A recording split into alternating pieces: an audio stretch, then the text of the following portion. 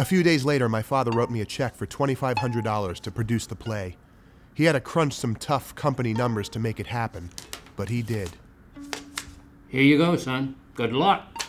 We say break a leg. Deposit it no earlier than next Wednesday and no later than that Thursday at 1. Yalla. Hi, sir. It's Marc, the play director, the receptionist. How are you, kid? Listen, I'm sorry about the noise here. I'm at some stupid little fundraiser. I don't even know what it's for. Listen, our girl was very excited about her play.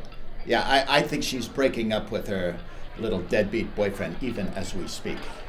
Did she contact you? She did, and she refused to do any of the revisions I suggested, so we're off to a good start.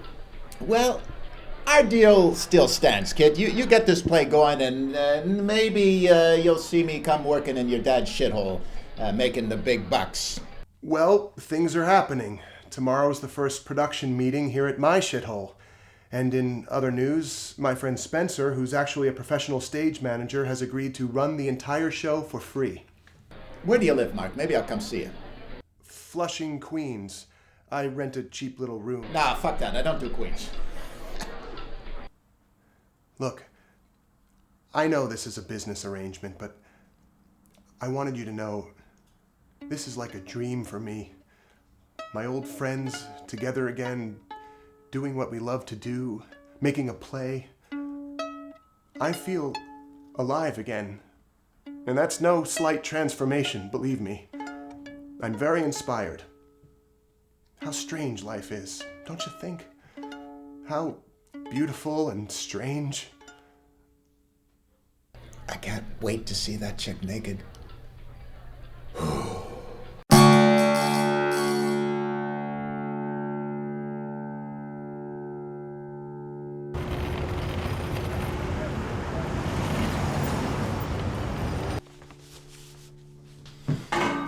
Two more chairs.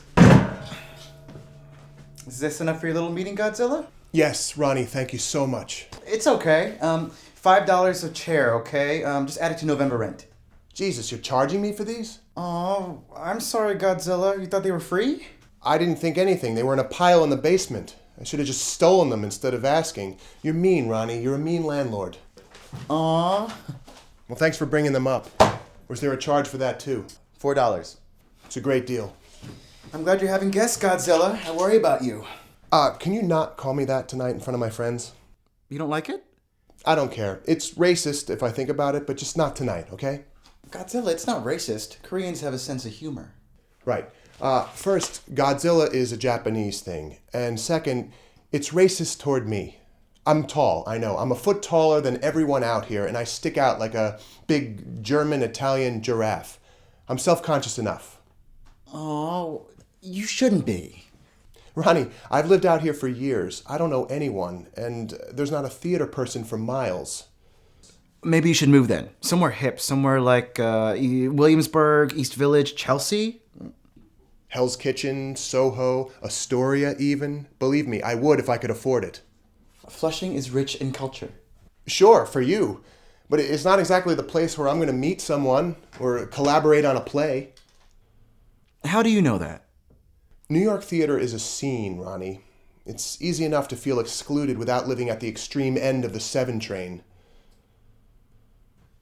Are you sad, Godzilla? Well, I'm so glad we're talking. I'm not sad, and we're not talking. What was her name? What? I'm really good with vibes, you know. And what I get from you is lonely, very depressed, heartbroken, cuckolded, maybe even impotent now? Am I warm? Impotent? You know, I mean generally. What was her name? Lydia. Oh. She's an actress in L.A. now. And she's the most beautiful woman I've ever known. And I don't want to think about her. You love her?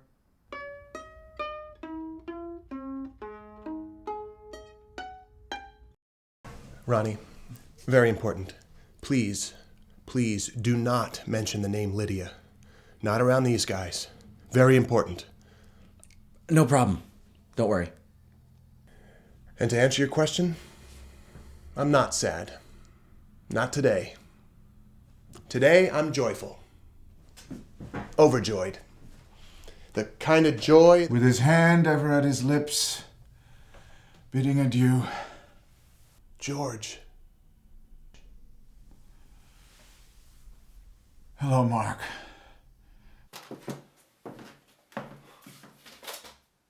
God, he looked awful.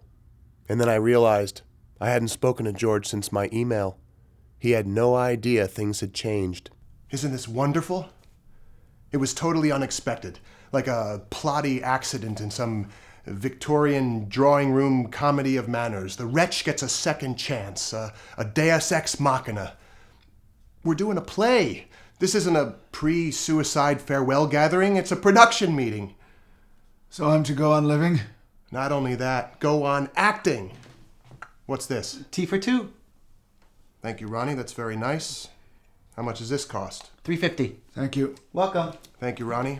Welcome, Godzilla. George, you were coming here to die?